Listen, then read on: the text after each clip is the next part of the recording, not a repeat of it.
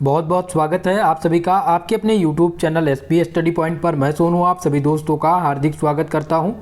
दोस्तों आज की ये वीडियो है BSc 4th सेमेस्टर के छात्र छात्राओं के लिए, जिसमें आज हम सॉल्व कराएंगे केमिस्ट्री का ऑब्जेक्टिव क्वेश्चन पेपर। यह क्वेश्चन पेपर अभी हाल ही में राजा महेंद्र प्रताप अलीगढ़ यूनिवर्सिटी में आयोजित हुआ है। ऐसे छात्र छात्राएँ जो राजा महेंद्र प्रताप अलीगढ़ यूनिवर्सिटी से बिलोंग करते हैं वह सभी लोग अपनी आंसर की चेक कर लेंगे, और जिन छात्र छात्राओं का इस बार एग्ज़ाम OMR सीट पर होना है, यानी जिनके एग्ज़ाम में ऑब्जेक्टिव प्रकार के प्रश्न आने हैं, उनके लिए यह वीडियो खासकर बहुत ही महत्वपूर्ण रहेगी, क्योंकि यहाँ से आपके एग्ज़ाम में रिपीटेड प्रश्न देखने को मिलेंगे। दोस्तों 4th सेमेस्टर में यानी BSc second year 4th semester में जो आप लोग केमिस्ट्री पढ़ रहे हैं वह है quantum mechanics and analytical techniques. हमारे पास जो क्वेश्चन पेपर आया है वो बुकलेट सीरीज D का है। आप में D, C या A और B भी हो सकता है। क्वेश्चंस आपके सेम रहेंगे, जो क्वेश्चंस इस पेपर में है वही पेपर में आप में के भी पेपर में मिलेंगे, लेकिन जो क्रम रहता है वो चेंज हो जाता है। चलिए दोस्तों सॉल्व करते हैं आज के इस क्वेश्चन पेपर को। सभी लोग वीडियो को लाइक शेयर कर दीजिएगा, और जो भी चैनल पर हमारे नए हैं चैनल को सब्सक्राइब जरूर कर लीजिएगा। इस क्वेश्चन पेपर में 75 प्रश्न पूछे गए हैं ऑब्जेक्टिव मोड में, और इनको हल करने का जो समय मिला था वो आपको मिला था 1.5 घंटे का। इनमें से 75 में से 50 ही प्रश्न आप लोग को हल करने थे, ठीक है। और जब भी पेपर आप दिया करिए तो निर्देश जो दिया रहे वो पेपर देने से पहले ज़रूर पढ़ लिया करो, क्योंकि कुछ लोग गलती कर देते हैं और उसका खामियाजा आपको भुगतना पड़ता है। चलिए पहला प्रश्न देखिए, पूछा गया है which of the following electronic transition required minimum energy. निम्नलिखित में से किस इलेक्ट्रॉनिक संक्रमण के लिए न्यूनतम ऊर्जा की आवश्यकता होती है। तो न्यूनतम ऊर्जा की जो आवश्यकता होती है वो N से पाई स्टार के लिए होती है। सो यहाँ पर आपका कौन सा ऑप्शन सही हो जाएगा? ऑप्शन नंबर A सही हो जाएगा। इस क्वेश्चन का आंसर आपका करेक्ट आंसर हो जाएगा। ओके चलिए क्वेश्चन नंबर 2 आपका है the intensity of Raman peak depend on the molecule. Raman peak की तीव्रता अणु की किस पर निर्भर करती है, यानी अणु के डाइपोल मोमेंट पर, या फिर एब्जॉर्प्शन मैक्सिमम पर, या फिर पोलराइजेबिलिटी पर, या फिर नन ऑफ दीज। तो दोस्तों the intensity of Raman peak depends upon the polarisability of ion, यानी ध्रुवण पर आपके निर्भर करता है। ऑप्शन C यहाँ पर आपका इस क्वेश्चन में सही आंसर है, क्वेश्चन नंबर 2 का। ओके क्वेश्चन नंबर 3 देखिए, पूछा गया था मास spectrometer separate ion on the basis on which following.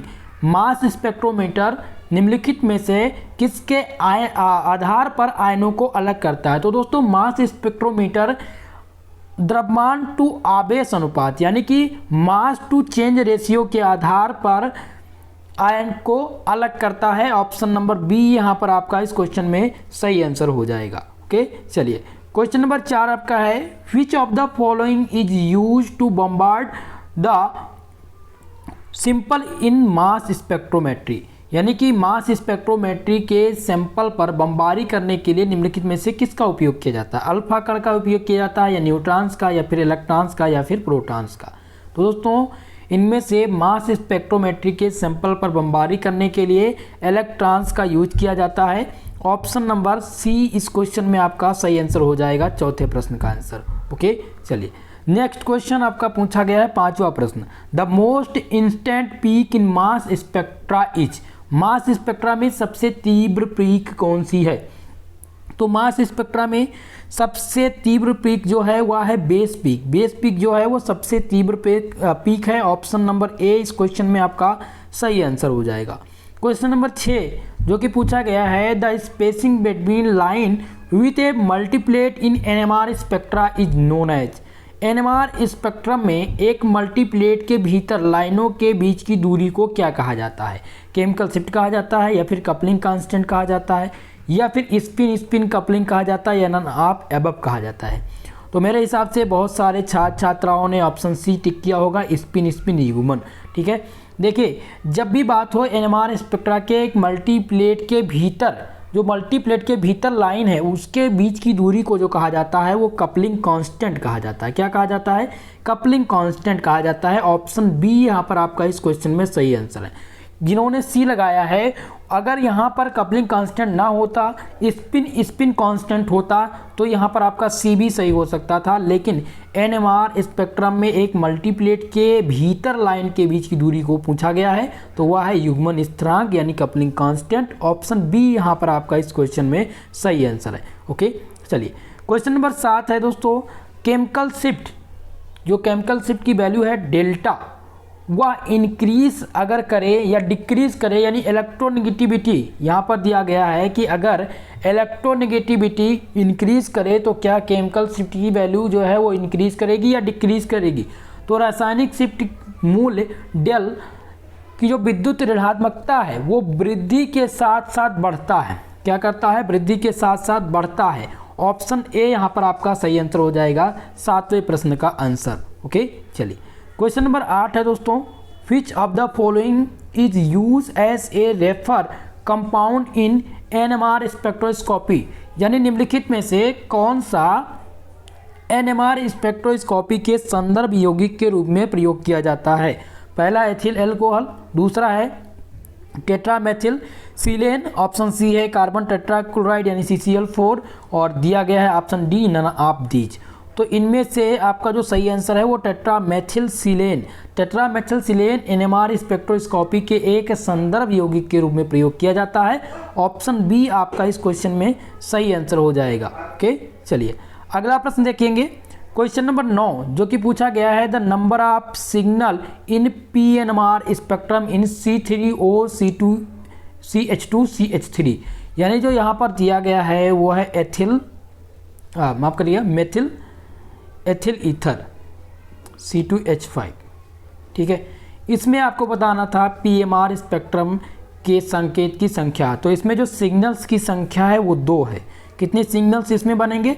2 signal बनेंगे। ऑप्शन नंबर बी यहाँ पर आपका इस क्वेश्चन में सही आंसर है 9वें नंबर प्रश्न का।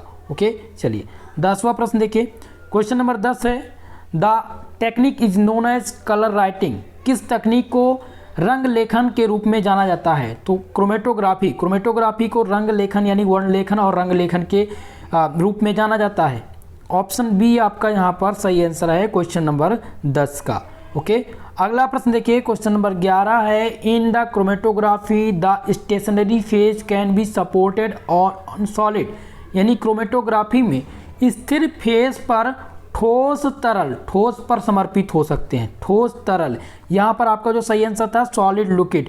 ओके, ऑप्शन नंबर बी इस क्वेश्चन में सही आंसर हो जाएगा, यानी 11 नंबर प्रश्न का जो सही आंसर है वो ऑप्शन बी है। क्वेश्चन नंबर 12 पूछा गया है, the equation mv square equal to 2h b minus B naught, ये नोन है यानी कि ये जाना जाता है आइंस्टीन फोटो इलेक्ट्रिक इक्वेशन के रूप में, या मैक्सवेल इक्वेशन के रूप में, या फिर ल्यूमार इक्वेशन के रूप में, या फिर आल। तो दोस्तों ये जाना जाता है आइंस्टीन फोटो इलेक्ट्रिक समीकरण के रूप में। ऑप्शन ए आपका यहाँ पर सही आंसर है 12 नंबर प्रश्न का। ओके, क्वेश्चन नंबर 13 है, the relation between v velocity c and wave number v bar is, यानी आवृत्ति b वेग c तथा तरंग v में संबंध क्या है? तो इसमें जो संबंध है दोस्तों, इनमें जो संबंध स्थापित है वो b equal to C V bar. Okay, option C यहाँ पर आपका इस क्वेश्चन में सही आंसर है। ऑप्शन सी इस क्वेश्चन का आपका सही आंसर है। अगला प्रश्न है दोस्तों, s ऑर्बिटल पूछा गया था कि s ऑर्बिटल का आकार कैसा होता है? क्या गोलीय होता है या फिर बेलनाकार होता है, या ए व बी दोनों होता है? तो एस ऑर्बिटल का जो आकार होता है वह स्फेरिकली शेप्ड होता है, यानी कि गोलीय होता है। ऑप्शन ए इस क्वेश्चन में आपका सही आंसर है। अगला प्रश्न देखिए, क्वेश्चन नंबर 15 है, किसी atom of atomic number 58 atomic number 58 an element, यानी कि ये जो है सीरियम का जो एटॉमिक नंबर 58 है वह तत्व किस ब्लॉक को से संबंध रखता है? एस ब्लॉक से, पी ब्लॉक से, या फिर डी ब्लॉक से, या फिर एफ ब्लॉक से? तो दोस्तों एटॉमिक नंबर 58 सीरियम या एफ ब्लॉक का तत्व है। किस ब्लॉक का? एफ ब्लॉक का, इसलिए डी आंसर आपका यहाँ पर सही आंसर होगा। अगला प्रश्न है 16 नंबर प्रश्न। 16 प्रश्न है, frequency B and wavelength lambda are the related to each other, आवृत्ति बी और तरंग दैर्ध्य लैम्डा एक दूसरे से संबंध रखते हैं। तो इसका जो संबंध है वो है B is directly proportional to 1 lambda. ठीक है, कौन सा ऑप्शन सही हो जाएगा इसमें? ऑप्शन सी हो जाएगा। यहाँ पर आपका करेक्ट आंसर क्या हो जाएगा? ऑप्शन सी, क्योंकि आवृत्ति बी तथा लैम्डा तथा तरंग दैर्ध्य लैम्डा एक दूसरे से जो संबंधित है वो है B is directly proportional to 1 lambda. Okay, option C यहाँ पर सही आंसर होगा। नेक्स्ट क्वेश्चन है डी ब्रॉगली का इक्वेशन पूछा गया है भाई। डी ब्रॉगली का इक्वेशन इसमें से कौन सा है? तो lambda equal to H upon M B, यह आपका डी ब्रॉगली का इक्वेशन है। सो ऑप्शन नंबर ए इस क्वेश्चन में आपका सही आंसर है। 17वें का ए ऑप्शन आपका सही आंसर होगा। अगले प्रश्न की ओर बढ़ेंगे। क्वेश्चन नंबर 18 है the molecular orbital format as the result of LCAO method not obey, यानी LCAO विधि से प्राप्त आणविक कक्षक पालन नहीं करते हैं पाउली के अपवर्जन नियम का, हुंड के बहुलता का नियम, या आपबाऊ के नियम का, या फिर वियर्स के नियम का। तो यहाँ पर आपका जो सही आंसर है क्वेश्चन नंबर 18 का वो हो जाएगा ऑप्शन नंबर डी। ये बियर के नियम का पालन नहीं करते हैं, बाकी सभी का पालन करते हैं। ऑप्शन डी यहाँ पर आपका सही आंसर था। ओके, चलिए क्वेश्चन नंबर 19 है the relation between del x into del p greater than equal to H upon 4 पाई।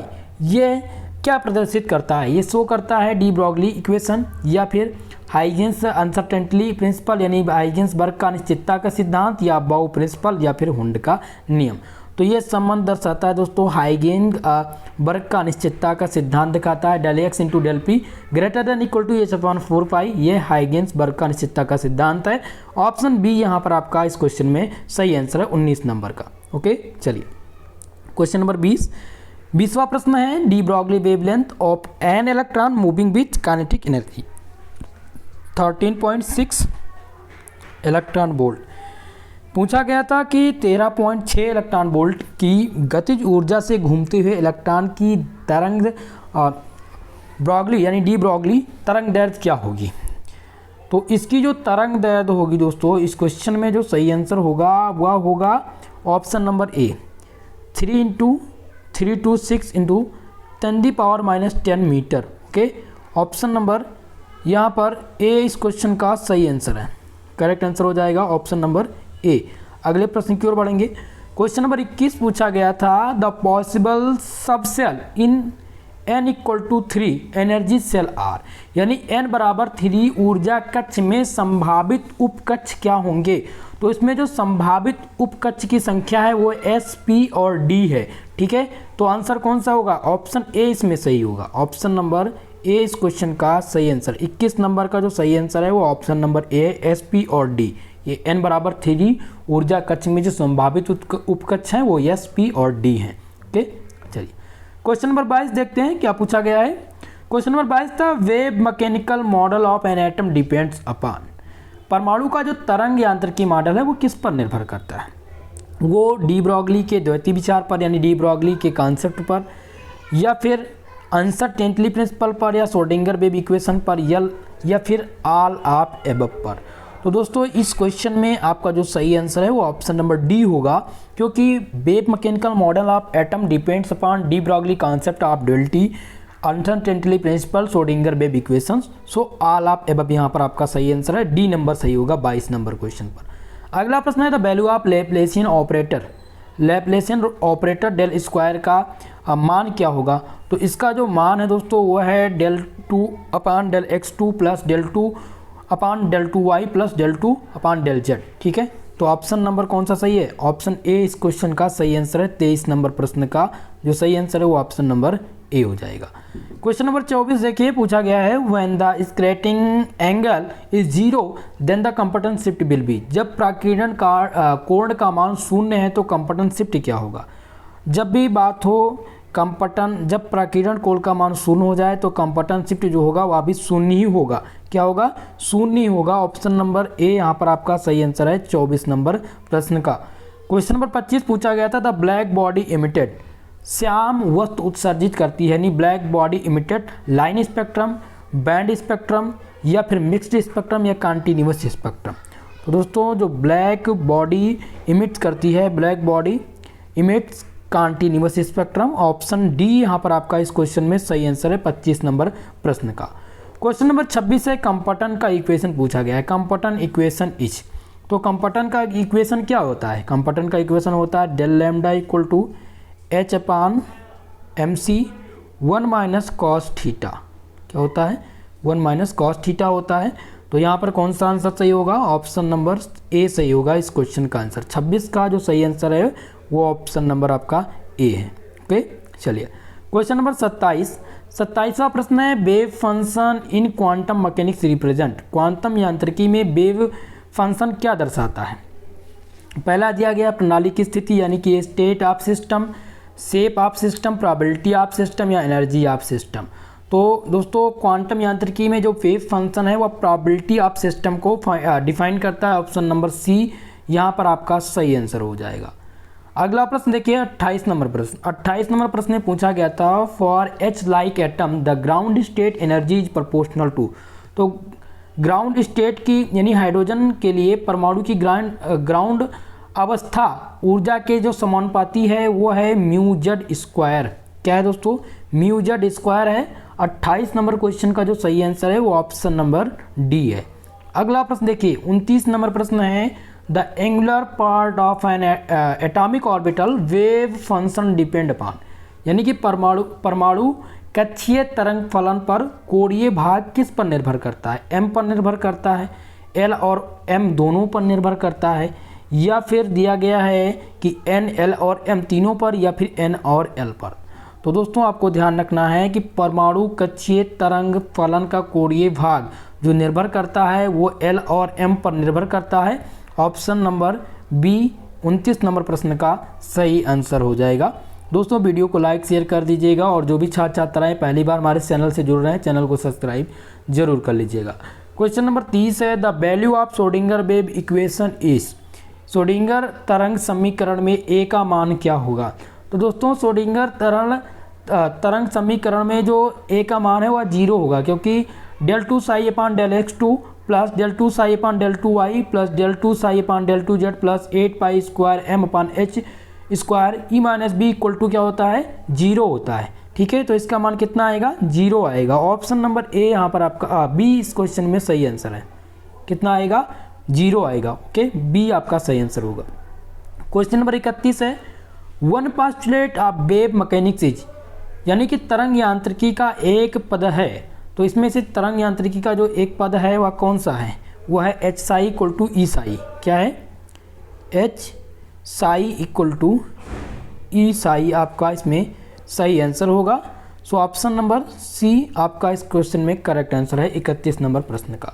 चलिए क्वेश्चन नंबर 32 है दोस्तों निम्नलिखित में से किस आणविक कक्ष में उच्चतम ऊर्जा है? किस विच of the following molecular orbitals has highest energy. तो इनमें से जो हाईएस्ट एनर्जी होगी वो होगी दोस्तों पाई स्टार 2px के पास। किसके पास होगी? 2px के पास होगी। ऑप्शन बी आपका इस क्वेश्चन में सही आंसर है। यहाँ पर बी नंबर ऑप्शन आपका सही होगा 32 नंबर प्रश्न का। इसके पास हाईएस्ट एनर्जी है। क्वेश्चन नंबर 33 है who successfully explain the phenomenon of photo electric effect. यानी कि प्रकाश विद्युत प्रभाव की परिघटना की सफलतापूर्वक व्याख्या किसने की थी? तो इसकी व्याख्या सफलतापूर्वक किसने की थी? आइंस्टीन ने की थी। ऑप्शन ए इस क्वेश्चन का सही आंसर हो जाएगा 33 नंबर प्रश्न का। अगला प्रश्न देखिए हैमिल्टोनियन ऑपरेटर पूछा गया है कि हैमिल्टोनियन ऑपरेटर है। हैमिल्टोनियन ऑपरेटर है। पहला दिया गया difference of kinetic energy and potential energy. Option B है कि product of kinetic energy and potential energy. Option C आपका कह रहा है कि sum of kinetic energy and potential energy. Option D है square root of kinetic energy and potential energy. तो Hamiltonian operator जो है वह है ऑप्शन नंबर सी इसमें सही होगा। हैमिल्टोनियन ऑपरेटर गतिज ऊर्जा और स्थितिज ऊर्जा का योग है। ऑप्शन सी आपका इस क्वेश्चन में सही आंसर है। ओके, चलिए क्वेश्चन नंबर 35 देखिए पूछा गया था the wave number range is used for IR radiation. अवरक्त विकिरण के लिए प्रयुक्त प्रसार है।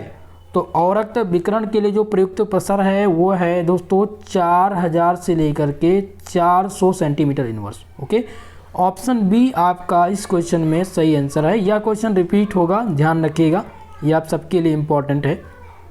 नेक्स्ट क्वेश्चन नंबर 36 है energy of the particle in one dimensional box is. एक विमीय बॉक्स में कण की ऊर्जा क्या है? एक विमीय बॉक्स में कण की ऊर्जा, तो एक विमीय बॉक्स में कण की जो ऊर्जा है वह En equal to n square h square upon 8ma square होगा। ऑप्शन नंबर ए इस क्वेश्चन में आपका सही आंसर है। आपका जो सही आंसर है इसमें वो ऑप्शन नंबर ए है 36 नंबर का। ओके, अगला प्रश्न देखिए, क्वेश्चन नंबर 37 है, the value of wave number centimetre inverse of the wavelength 25 nm। तरंग दर 25 माइक्रो एम्पियर के संगत तरंग संख्या का मान सेमी इनवर्स में होगा। तो ये तरंग संख्या सेमी इनवर्स में कितना होगा? 400 सेंटीमीटर इनवर्स होगा। ऑप्शन ए इसमें सही है। 37 नंबर का आपका ऑप्शन नंबर ए यहाँ पर सही आंसर होगा। क्वेश्चन नंबर 38 देखिए, पूछा गया था कि the degeneracy of rotational energy level is given by, यानी कि घूर्णी ऊर्जा स्तर की विकृति किसके द्वारा दी जाती है? तो ये दी जाती है दोस्तों 2J+1 के द्वारा, यानी ऑप्शन डी आपका यहाँ पर सही आंसर है। 38 नंबर में कौन सा सही है? Option number D 2J+1। ये घूर्णी ऊर्जा स्तर के विकृति जो दी जाती है वो 2G+1 के द्वारा दी जाती है। डी आंसर आपका यहाँ पर सही आंसर होगा। 39 नंबर प्रश्न देखिए, पूछा गया था maximum number of electron in principal shell are. मुख्य सेल में इलेक्ट्रॉनों की अधिकतम संख्या कितनी होगी? तो मुख्य सेल में जो इलेक्ट्रॉन की अधिकतम संख्या है वो है 2n स्क्वायर। कितनी है दोस्तों? 2n square. ऑप्शन नंबर सी यहाँ पर आपका सही आंसर है इस क्वेश्चन में। नेक्स्ट क्वेश्चन, क्वेश्चन नंबर 40 आपका है, out of the following which electronic transition required maximum energy, यानी निम्नलिखित में से किस इलेक्ट्रॉनिक संक्रमण के लिए अधिकतम ऊर्जा की आवश्यकता होती है? तो दोस्तों इनमें से जो सही आंसर है वो हो जाएगा ऑप्शन नंबर आपका डी। यहाँ पर ऑप्शन नंबर डी इस क्वेश्चन में सही आंसर हो जाएगा। ठीक है, क्योंकि सिग्मा से सिग्मा स्टार, ठीक है, इसमें सबसे ज़्यादा अधिकतम ऊर्जा होती है, आवश्यकता होती है। ऑप्शन डी यहाँ पर आपका सही आंसर है। चलिए आगे बढ़ेंगे नेक्स्ट क्वेश्चन की तरफ। क्वेश्चन नंबर 41, क्वेश्चन नंबर 41 है, रोटेशनल कांस्टेंट बी इज, यानी कि घूर्णी स्थिरांक बी इनमें से कौन सा है? तो घूर्णी स्थिरांक बी जो है दोस्तों वो हो जाएगा आपका ऑप्शन नंबर ए इसमें सही होगा, यानी कि h/8π²IC, ये घूर्णी स्थिरांक बी का मान है। ऑप्शन ए यहाँ पर आपका सही आंसर हो जाएगा 41 नंबर प्रश्न का। क्वेश्चन नंबर 42 है दोस्तों, selection rule for pure rotational Raman spectrum is, शुद्ध रोटेशनल रमन का चयन नियम क्या है? तो शुद्ध रोटेशनल रमन का जो चयन नियम है दोस्तों वो है ΔJ = 0 और ±1। ऑप्शन ए इस क्वेश्चन में आपका सही आंसर है। ऑप्शन नंबर ए 42 नंबर का जो सही आंसर है वो ऑप्शन नंबर ए आपका है। ओके, चलिए क्वेश्चन नंबर 43 जो कि है, which of the following molecule will not show IR spectrum, निम्नलिखित में से कौन सा अणु IR स्पेक्ट्रम नहीं दर्शाता है? तो इनमें से जितने भी डायटोमिक मॉलिक्यूल हैं वह जो हैं IR स्पेक्ट्रम नहीं दिखाएंगे, यानी कि ऑप्शन नंबर ए यहाँ पर आंसर सही हो गया है। H2 जो है यह IR स्पेक्ट्रम नहीं दिखाएगा। ऑप्शन ए इसमें सही आंसर है। क्वेश्चन नंबर 44 देखिए, पूछा गया था, which one of the following is microwave inactive, निम्नलिखित में से कौन सा माइक्रोवेव निष्क्रिय है? पहला ऑप्शन है HCl, ऑप्शन बी दिया गया है Cl2, सी है NO और डी दिया गया है CO। तो इनमें से जो सही आंसर है दोस्तों वो है Cl2 जो है वह माइक्रोवेव निष्क्रिय है। ऑप्शन बी आपका यहाँ पर इस क्वेश्चन में सही आंसर हो जाएगा। नेक्स्ट क्वेश्चन है, क्वेश्चन नंबर 45 आपका है, zero pointing energy for the harmonic oscillator is, harmonic oscillator के लिए शून्य बिंदु ऊर्जा। तो हार्मोनिक ऑसिलेटर के लिए जो शून्य बिंदु ऊर्जा है वह 1/2HW।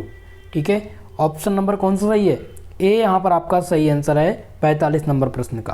क्वेश्चन नंबर 46 था आपका, lambda max of which compound is maximum, किस यौगिक की लैम्डा मैक्स अधिकतम होगी? तो लैम्डा मैक्स जो अधिकतम थी वो ऑप्शन नंबर बी, यहाँ पर आपका इसका जो सबसे ज़्यादा लैम्डा मैक्स इस अधिकतम इसी में है। ओके, ऑप्शन बी आपका इसमें सही आंसर हो जाएगा। क्वेश्चन नंबर 47 था कि the H single bond H, यानी H the CH vibration, C और H vibration frequency alkanes is, alkane की जो C और H में कंपन आवृत्ति होती है वह कितनी होती है? पहला ऑप्शन दिया गया है 2850 सेंटीमीटर इनवर्स, ऑप्शन बी है 3050 सेंटीमीटर इनवर्स, और तीसरा ऑप्शन सी कह रहा है कि 2750 सेंटीमीटर इनवर्स, और ऑप्शन डी है आपका कि 3200 सेंटीमीटर इनवर्स। तो यहाँ पर आप ध्यान रखिए एल्केन CH जो कंपन आवृत्ति है दोस्तों वो कितनी दी गई है, वो दी गई है 3000, ठीक है 3000 होती है। और ऑप्शन में आपका कौन सा, कोई भी ऑप्शन 3000 नहीं सेंटीमीटर इनवर्स है, तो ऑप्शन बी आप यहाँ पर क्लिक कर सकते हैं, ठीक है। इसमें थोड़ा सा दोस्तों हमें संदेह है इस क्वेश्चन पर, इसका आंसर क्लियरली इसलिए स्पष्टता नहीं हो पा रहा है क्योंकि इसमें 2800 से लेकर के 3200 बताया गया है, यानी कि माफ़ करिएगा 3000 सेंटीमीटर इनवर्स तक बताया गया है। तो यहाँ पर ऑप्शन 3000 है नहीं, तो 3050 पर फिलहाल जिन्होंने टिक किया होगा उनका सही आंसर आना चाहिए, ठीक है। मैंने इस विषय में गूगल भी किया था फिलहाल इसकी आवृत्ति पर, तो मुझे इसका एग्जैक्ट आंसर नहीं मिला, ठीक है। तो मुझे आशा है कि शायद ऑप्शन बी यहाँ पर सही होगा करेक्ट आंसर। अगर किसी बुक या सीरीज़ में होगी तो आप चेक कर लीजिएगा एक बार, फिलहाल बी आंसर यहाँ पर होना चाहिए, ओके। अब यूनिवर्सिटी क्या मानती है उस पर डिपेंड है। चलिए 48 नंबर प्रश्न है, IR spectroscopy provide information about. IR spectroscopy जानकारी प्रदान करता है आंतरिक दूरी की या जड़ता के निरीक्षण की या क्रियात्मक या फिर ये सभी। तो दोस्तों IR स्पेक्ट्रोस्कोपी जो जानकारी प्रदान करता है वह क्या करता है, कौन सी जानकारी प्रदान करता है, वह दोस्तों फंक्शनल समूह का पता लगाने के लिए डिटेक्शन ऑफ फंक्शनल ग्रुप। यहाँ पर आपका सही आंसर है सी नंबर, आपका यहाँ पर आपका सही आंसर है, ठीक है। यह आंतरिक दूरी यानी इंटरन्यूक्लियर डिस्टेंस। और अगर मुख्य रूप से बात किया जाए जो IR स्पेक्ट्रोस्कोपी का मुख्य जो सिद्धांत है वह है detection of functional group, okay. तो ऑप्शन सी यहाँ पर आपका सही आंसर होगा इस क्वेश्चन में। चलिए अगले प्रश्न की ओर बढ़ेंगे। क्वेश्चन नंबर 49 जो कि पूछा गया है कि the spectrum between rotational line in the case of rotational Raman spectrum is. Rotational Raman spectrum में प्रत्येक रोटेशनल लाइन के बीच की दूरी कितनी होती है, तो इसके जो बीच की दूरी होती है दोस्तों वो कितनी होती है, वो 2b होती है, ठीक है। तो आंसर ए यहाँ पर आपका सही आंसर हो जाएगा। क्वेश्चन नंबर 50 है, the base value of homonuclear dienes is. Homonuclear diene का आधार मान क्या है, होमोन्यूक्लियर डाइन का जो आधार मान है वो 253 nm है। कितना है, 253 nm। ऑप्शन नंबर ए यहाँ पर आपका सही आंसर हो जाएगा इस क्वेश्चन में। अगला प्रश्न देखिए 51 नंबर प्रश्न पूछा गया है कि B maximum C equal to 0, यानी सी माफ करेगा सी डबल बॉन्ड ओ है, ठीक है। Of which compound is maximum among the following compound. निम्नलिखित यौगिक में से किस यौगिक का बी मैक्स यानी सी डबल बॉन्ड ओ अधिकतम है। तो इनमें जो अधिकतम है दोस्तों वो ऑप्शन नंबर ए है, आपका यहाँ पर सही आंसर 51 का ए होगा। चलिए 52 नंबर प्रश्न देखिए। क्वेश्चन नंबर 52 है कि how many PMR signals given by the given compound A is. दिए गए यौगिक ए में कितने PMR सिग्नल होंगे, ठीक है। यहाँ पर ये यौगिक दिया गया है ए, अब इसमें बताना है PMR सिग्नल कितने हैं। अब सबसे पहले तो इसका समझ लेते हैं कि ये है क्या। तो इसका जो मान आएगा दोस्तों वो आएगा CH5OCOCH3 तो इसका जो नाम है वो है एसीटोफिनोन। तो एसीटोफिनोन में जो PMR सिग्नल होंगे वो कितने होंगे, वो होंगे दोस्तों 5 सिग्नल होंगे। कितने सिग्नल होंगे इसमें, 5 सिग्नल होंगे। ऑप्शन नंबर सी यहाँ पर आपका यहाँ पर सही आंसर हो जाएगा, 5 सिग्नल्स आएंगे, ठीक है। कितने सिग्नल्स में बनेंगे, एसीटोफिनोन में 5 सिग्नल। ऑप्शन नंबर सी आपका यहाँ पर सही आंसर है 52 नंबर प्रश्न का। क्वेश्चन नंबर 53 है दोस्तों, pick out the incorrect match. इनमें से गलत मिलान करना है। यहाँ पर न्यूक्लियस दिए गए हैं और यहाँ पर स्पिन इसके दिए गए हैं, ठीक है। न्यूक्लियस दिया गया है ऑक्सीजन 17। अब इसका जो न्यूक्लियस होगा यानी जो इसका स्पिन होगा वो कितना होगा, तो स्पिन इसका आएगा 5/2। तो यही आपका गलत मिलान है। ऑप्शन ए यहाँ पर आपका सही आंसर होगा, ठीक है। करेक्ट आंसर हो जाएगा option number A 53 number question का। अगला प्रश्न देखिए क्वेश्चन नंबर 54 है, how many NMR signal are found in cyclopropane and cyclopropene. Cyclopropane और साइक्लोप्रोपीन में कितने NMR सिग्नल होंगे। तो दोनों में दोस्तों एक और एक होंगे, यानी बराबर आएंगे, लेकिन यहाँ पर ऑप्शन कहीं दिया नहीं गया है। तो यहाँ पर आपका जो सही आंसर है ऑप्शन नंबर सी होगा, 1 और 2, दोनों में 1 और 2 सिग्नल्स आएंगे। ऑप्शन सी यहाँ पर आपका सही आंसर है 54 नंबर क्वेश्चन का। ओके, चलिए क्वेश्चन नंबर 55 देखते हैं। क्वेश्चन नंबर 55 है which of the following nucleus in NMR inactive, निम्नलिखित में से कौन सा केंद्रक एनएमआर निष्क्रिय है। तो इनमें से जो निष्क्रिय है दोस्तों वो है ऑक्सीजन। ऑक्सीजन इनमें से एनएमआर निष्क्रिय है। ऑप्शन सी आपका यहाँ पर सही आंसर होगा। ऑप्शन नंबर सी आपका सही आंसर होगा। चलिए क्वेश्चन नंबर 56 नंबर प्रश्न था number of signal given by a in PNMR spectrum is. यहाँ पर दिया गया ए के पीएमआर स्पेक्ट्रम में सिग्नल की संख्या कितनी होगी। अब यहाँ पर क्या दिया गया, यहाँ पर दिया गया ethyl alcohol C2H5OH। Ethyl alcohol में पीएमआर सिग्नल की संख्या पूछी गई है, तो इसमें जो सिग्नल होंगे वो 3 सिग्नल होंगे। ठीक है, एथिल एल्कोहल में सिग्नल कितने होंगे, 3 सिग्नल होंगे पीएमआर के। पीएमआर सिग्नल जो की संख्या होगी वो 3 होगी, तो यहाँ पर आपका सी आंसर सही हो जाएगा। क्वेश्चन नंबर 57 पूछा गया है which bond has maximum B max, किस बॉन्ड का बी मैक्स मान सबसे अधिकतम है। तो जिसका जितना बॉन्ड होगा उसका उतना ही बी मैक्स मान होगा। तो यहाँ पर देखिए पहला दिया गया है कितने बॉन्ड से, 3 बॉन्ड से। ये कितने बॉन्ड से जुड़ा हुआ है, 4 बॉन्ड से। ठीक है, तो सबसे ज़्यादा किसका हो जाएगा, बी ऑप्शन यहाँ पर आपका सही आंसर हो जाएगा। ठीक है, इसका जो बॉन्ड बी मैक्स है वो सबसे अधिकतम होगा। बी आंसर आपका सही आंसर। क्वेश्चन नंबर 58 यहाँ पर दोस्तों पूछा गया था which of the following electromagnetic radiation has the maximum wavelength, निम्नलिखित में से किस विद्युत चुंबकीय विकिरण में अधिकतम तरंग दैर्ध्य होगी। तो इनमें से पहला दिया गया यूवी किरणें, एक्स किरणें, रेडियो तरंगे या फिर IR। तो दोस्तों इनमें से जो सही आंसर है 58 नंबर प्रश्न का जो सही आंसर है वो ऑप्शन नंबर सी हो जाएगा, रेडियो वेव्स। ठीक है, रेडियो वेव्स की जो विद्युत चुंबकीय विकिरण में अधिकतम तरंग दैर्ध्य होगी वो रेडियो वेव्स की होगी। ऑप्शन सी आपका यहाँ पर सही आंसर है 58 नंबर प्रश्न का। क्वेश्चन नंबर 59 है the vibrational frequency depend upon, vibrational frequency यानी कंपन आवृत्ति किस पर निर्भर करती है। कंपन आवृत्ति जो निर्भर करती है वो ऑल ऑफ दीज होगा यहाँ पर, रेड्यूसेस मास, डाइपोल मूवमेंट, फोर्स कांस्टेंट, यानी ये इन सब पर निर्भर करती है। ऑप्शन डी आपका यहाँ पर सही आंसर हो जाएगा। क्वेश्चन नंबर 60 था the proton magnetic resonance study इन, यानी कि प्रोटॉन चुंबकीय अनुनाद का अध्ययन किस में किया जाता है। तो दोस्तों इसका जो अध्ययन किया जाता है वो माइक्रोवेव रीजन में किया जाता है, या फिर रेडियो फ्रीक्वेंसी रीजन में किया जाता है, या इंफ्रारेड रीजन में किया जाता है, या विजुअल यानी कि दृश्य क्षेत्र में किया जाता है। तो दोस्तों इसमें ध्यान रखेंगे इसका जो अध्ययन किया जाता है वो रेडियो फ्रीक्वेंसी रीजन के अंतर्गत किया जाता है। Proton magnetic resonance study in radio frequency region. Okay, B answer आपका यहाँ पर सही आंसर होगा।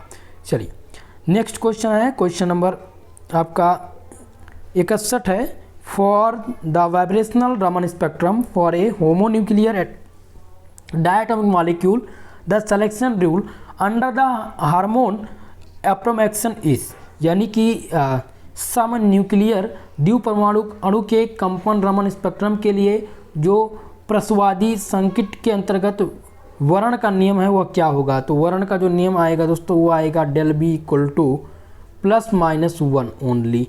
ओके, ऑप्शन नंबर सी आपका बी आपका यहाँ पर सही आंसर है। 61 का जो सही आंसर है वो ऑप्शन नंबर बी है। क्वेश्चन नंबर 62 देखते हैं। 62 प्रश्न क्या पूछा गया है। क्वेश्चन नंबर 62 आपका है कि the number of IR active vibrational mode of CO2 molecular, यानी कि CO2 अणु के लिए IR सक्रिय कंपन मोड का संख्या कितना है। पहला ऑप्शन है 4, 3, 2 या फिर 1। तो इस क्वेश्चन में जो सही आंसर है वो ऑप्शन नंबर ए होगा, क्योंकि CO2 अणु के लिए IR सक्रिय कंपन मोड की जो संख्या होगी वो कितनी होगी, वह 4 होगी। ऑप्शन नंबर ए यहाँ पर आपका सही आंसर है। क्वेश्चन नंबर 63 है दोस्तों, which one will show the N या फिर N से पाई स्टार, N और पाई स्टार संक्रमण कौन दर्शाता है। तो ये कार्बोनिल ग्रुप दर्शाते हैं। कौन सा दर्शाता है, कार्बोनिल ग्रुप जो है वो कम संक्रमण ऊर्जा यानी कि सबसे कम संक्रमण इलेक्ट्रॉनिक ट्रांजिशन दिखाते हैं। ऑप्शन सी यहाँ पर आपका सही आंसर है 63 नंबर प्रश्न का। क्वेश्चन नंबर 64 है रमन इफेक्ट इज, रमन प्रभाव है यहाँ पर दिया गया इंटेंसिटी स्केलेटेड लाइन या इलास्टिक स्केलेटेड लाइन या फिर एब्जॉर्प्शन ऑफ लाइट या फिर ऑल ऑफ एबव। तो इस क्वेश्चन में जो सही आंसर है क्वेश्चन नंबर 64 का हो जाएगा ऑल ऑफ एबव। ठीक है, यह सभी सही आंसर है। क्वेश्चन नंबर 65 नंबर प्रश्न है, in Raman spectrum the middle line is called. Raman spectrum में मध्य लाइन क्या कहलाती है? यह रमन लाइन कहलाती है, या रेले जीन लाइन कहलाती है, फंक्शनल ग्रुप लाइन कहलाती है, या नन ऑफ एबव कहलाती है। तो इसमें से क्वेश्चन नंबर 65 का जो सही आंसर है वो ऑप्शन बी हो जाएगा, यह रेले जीन संख्या कहलाती है, ये रेले जीन लाइन कहलाती है। ठीक है, 65 का जो सही आंसर है वो ऑप्शन नंबर बी होगा, यहाँ पर बी आंसर सही है इस क्वेश्चन में।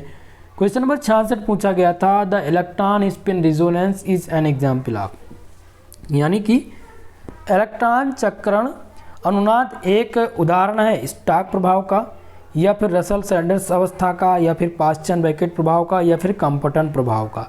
तो इसमें से जो इलेक्ट्रॉन चक्रण अनुनाद है वह एक एग्जाम्पल है वाइब्रेशन इफेक्ट का, किसका? कंपन प्रभाव का। ऑप्शन नंबर डी आपका इस क्वेश्चन में सही आंसर है 66 नंबर प्रश्न का। क्वेश्चन नंबर 67 है दोस्तों, how many hyperfine line is ESR spectrum are shown in MN2+। ठीक है, MN2+ के ESR स्पेक्ट्रम में कितनी सूक्ष्म रेखाएं होंगी? तो इसमें जो सूक्ष्म रेखाएं होंगी वो कितनी होगी? 6 होंगी, 6 रेखाएं होंगी। तो ऑप्शन डी यहाँ पर आपका सही आंसर हो जाएगा इस क्वेश्चन का आंसर। ओके, क्वेश्चन नंबर 68 है दोस्तों, फॉर द सिग्मा से लेकर के सिग्मा स्टार ट्रांजिशन या फिर लैम्डा लाइन इन। ठीक है, सिग्मा से लेकर सिग्मा स्टार विकिरण के लिए जो लैम्डा है वह अव्यवस्थित है IR क्षेत्र में, विजिबल क्षेत्र में, या UV रीजन में, या नन ऑफ एबव। तो इस क्वेश्चन का जो सही आंसर है वो हो जाएगा ऑप्शन नंबर सी, UV क्षेत्र में, UV रीजन आपका यहाँ पर सही आंसर हो जाएगा सी नंबर। ओके, चलिए क्वेश्चन नंबर 69 है, कौन सा आणविक कक्षक ऊर्जा में न्यूनतम है? Which molecular orbital is lowest energy. तो इनमें से जो सबसे लोवेस्ट एनर्जी होगी वो किसकी होगी? वो सिग्मा की होगी। ऑप्शन नंबर सी आपका इसमें सही आंसर हो जाएगा।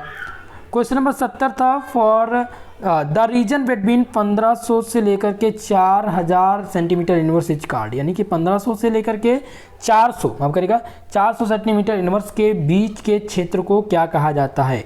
इसको विजुअल रीजन कहा जाता है, या फिर अल्ट्रा वायलेट रीजन कहा जाता है, या फिर फिंगरप्रिंट रीजन कहा जाता है, या नन ऑफ दीज कहा जाता है।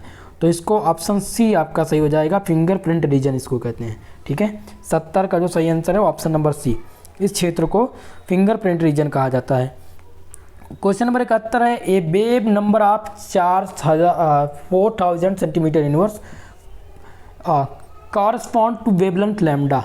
4000 सेंटीमीटर इनवर्स की तरंग संख्या किस तरंग दैर्ध्य से मेल खाती है? तो ये किससे मेल खाती है? तो ये इसका आंसर आपको करना है। तो दोस्तों यहाँ पर 71 नंबर प्रश्न का जो सही आंसर हो जाएगा वो ऑप्शन नंबर डी होगा। यह किससे मेल खाती है? 0.00025 से। ओके, 71 का जो सही आंसर है वो ऑप्शन नंबर डी है यहाँ पर आपकी। ओके, चलिए नेक्स्ट क्वेश्चन नंबर 72 है, निम्नलिखित में से विच of the following has the higher lambda max. इसमें से बताना है कि लैम्डा मैक्स किसका हाइगर होगा।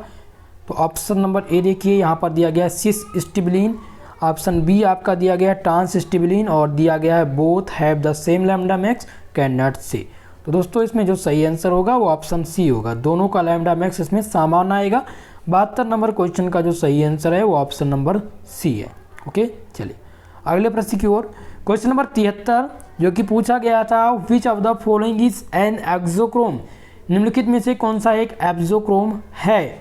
ठीक है, पहला ऑप्शन दिया गया है RnR2, दूसरा है C++O, तीसरा दिया गया है C++N सिंगल बॉन्ड, और डी ऑप्शन दिया गया है C डबल बॉन्ड इधर है, डबल बॉन्ड और डबल बॉन्ड। ठीक है, तो इनमें से एक्सोक्रोम जो है वो है option number A. Okay, option A यहाँ पर आपका सही आंसर है, यह एक्सोक्रोम है। 73 का जो सही आंसर है ऑप्शन नंबर ए हो जाएगा। क्वेश्चन नंबर 74 है, which of the following solvent not use in NMR। इनमें से निम्नलिखित में से यानी NMR में निम्नलिखित में से किस विलायक का उपयोग नहीं किया जाता है? तो इन्होंने भाई साहब ने लगाया पहला ऑप्शन CHCl3, तो ये बिल्कुल रॉन्ग हो जाएगा आपका। ठीक है, ये यूज किया जाता है CdCl3 या भी यूज किया जाता है, CCl4 कार्बन टेट्राक्लोराइड भी यूज किया जाता है। यहाँ पर जो सही आंसर हो जाएगा वो ऑप्शन नंबर बी आपका हो जाएगा। करेक्ट आंसर क्या हो जाएगा? D2O आपका यहाँ पर सही आंसर है 74 नंबर क्वेश्चन का आंसर। ओके, चलिए क्वेश्चन नंबर 75 है, हाइपरक्रोमिक शिफ्ट इज टूवर्ड्स। ठीक है, हाइपरक्रोमिक शिफ्ट किस ओर होता है? लोअर यानी इंटेंसिटी की ओर, या उच्च तीव्रता की ओर, या कम तरंग दैर्ध्य की तरफ, या फिर लंबी तरंग दैर्ध्य की तरफ। तो इनमें से जो हाइपरक्रोमिक शिफ्ट है वह होता है दोस्तों स्ट्रॉन्गर वेवलेंथ की तरफ होता है। किसकी तरफ होता है? स्ट्रॉन्गर वेवलेंथ की तरफ होता है। ऑप्शन सी यहाँ पर आपका सही आंसर हो जाएगा इस क्वेश्चन में। दोस्तों इन कुल मिलाकर के 75 प्रश्न पूछे गए थे। टोटल सभी प्रश्नों के उत्तर हमने दे दिए हैं।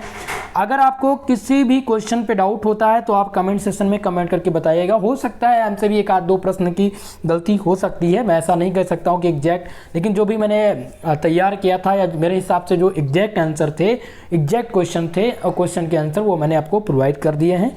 तो आप सब कमेंट सेशन में लास्ट में आप लोग बताएंगे कि कितने क्वेश्चंस आप लोगों ने अटेम्प्ट किए हैं और कितना आपका सही है। ठीक है, और इस वीडियो को लाइक शेयर दीजिएगा दोस्तों, ज़्यादा से ज़्यादा लोगों में शेयर करने का प्रयास कीजिएगा।